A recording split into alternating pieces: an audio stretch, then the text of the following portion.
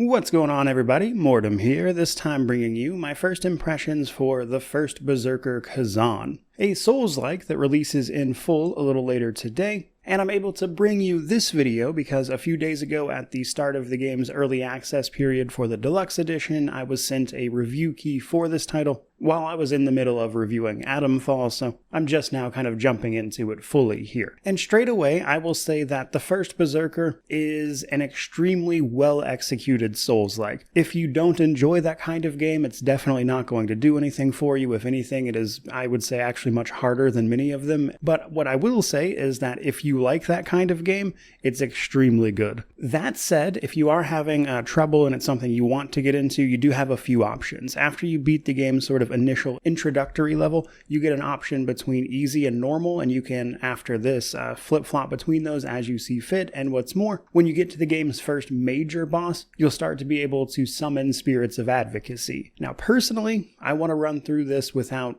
either using easy mode, of course, but also without using the spirits because there is an achievement for doing so, which is enough reason on its own given that I'm going to 100% it. But I will say, in the spirit of that, actually engaging fully with the boss mechanics is a really satisfying experience here. Some of these bosses are tough as nails, but despite having to try to fight individual bosses many times, at no point have I ever been able to be like, oh, this is something the boss did wrong. It's been on me every time, and that's made sort of growing and overcoming those challenges really rewarding. And truth be told, while I play and review many Souls-likes, and that feeling of overcoming the challenge is kind of central to the genre, it's a feeling I rarely get. What's more, though, while this game does have plenty of hallmarks of the genre, it also makes a few little subtle tweaks that make things really fun to engage with. For instance, beating your head against a boss isn't always a fun time for everybody.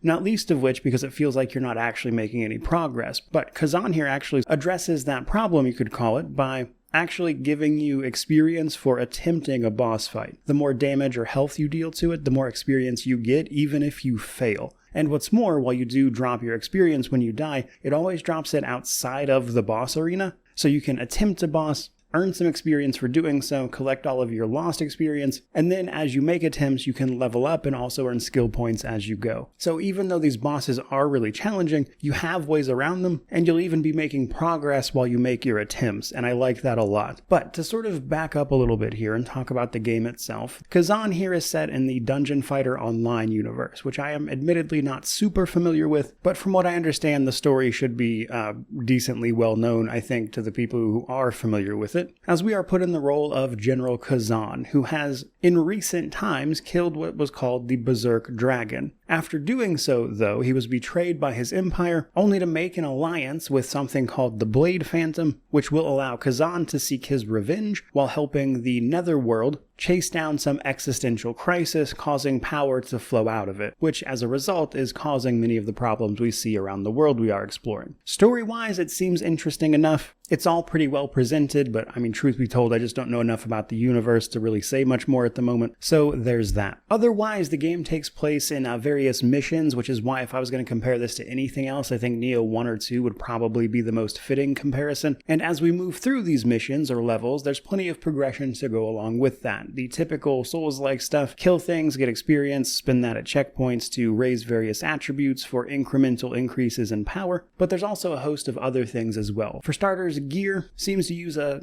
somewhat Diablo-esque system in the sense that we get sort of randomized gear that occasionally forms various set bonuses and things like that, but some of it does seem to be a little more deterministic based on where you get it. Now, I believe you get access to a blacksmith later, so I'm not sure exactly how much you can customize this stuff. And then beyond those sort of core systems, there's a handful of sort of side systems. Beginning with the Blade Phantoms themselves. The Blade Phantom is actually an amalgamation of various spirits, and you can encounter those spirits and sort of add them to your repertoire, which allows you to effectively equip one, which will give you various bonuses, such as perhaps increasing those spirits of advocacy's strength or helping you out with your stats specifically. It's also possible while playing through levels to find things like soul stones, as it calls them, which you can break and then spin those at a vendor you come across to increase the amount of health you restore. You can increase the amount of healing charges that you get, just, all the usual stuff. But let's get into the more interesting things, obviously via combat itself. So Khazan here can wield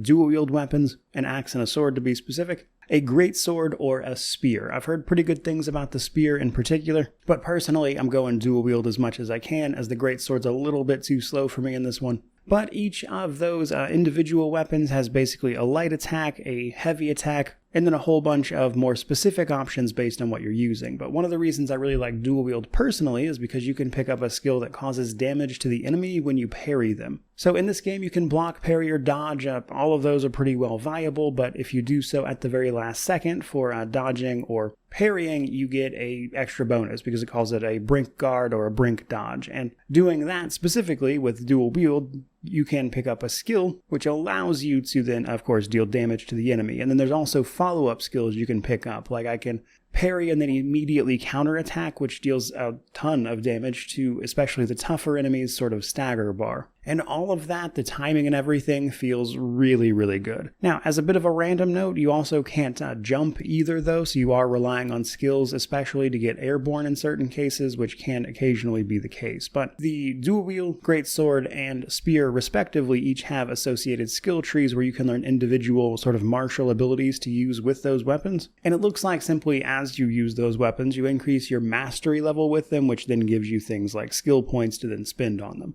You can refund those and reallocate them pretty freely, just as you please, so there's no need to commit to anything hardcore there. Whereas with stats, you have to use an item as an example to refund them back to their original. But I think what really makes combat work here is just how really satisfying both running through the levels as well as engaging the actual bosses is. So basic enemies just have a regular stamina bar, and while most of them can just be sort of beaten to death before you need to worry about running it out, certain enemies, like enemies with a shield as an example, are better dealt with say, heavy attacks. That way you can sort of break through their guard and potentially stagger them. Whereas bosses, or very large enemies called elites that don't respawn after you hit a checkpoint, have a sort of purple stagger bar. They don't really get tired, really. They'll just keep doing their moveset until you get that bar down, at which point they get staggered. And in all of those cases, or when you happen to be able to sneak up on an enemy, you can perform a brutal attack. There are also skills that lean into this, allowing you to, say, regain health for performing these, but basically it's a massive attack on a staggered enemy, dealing a massive amount of damage, which is especially important to note because it also tends to act as a bit of a phase shift for bosses in particular, and the bosses are really where this shines. So far, the introductory ones were a little, I would say, basic as far as this kind of game goes. Not exactly difficult,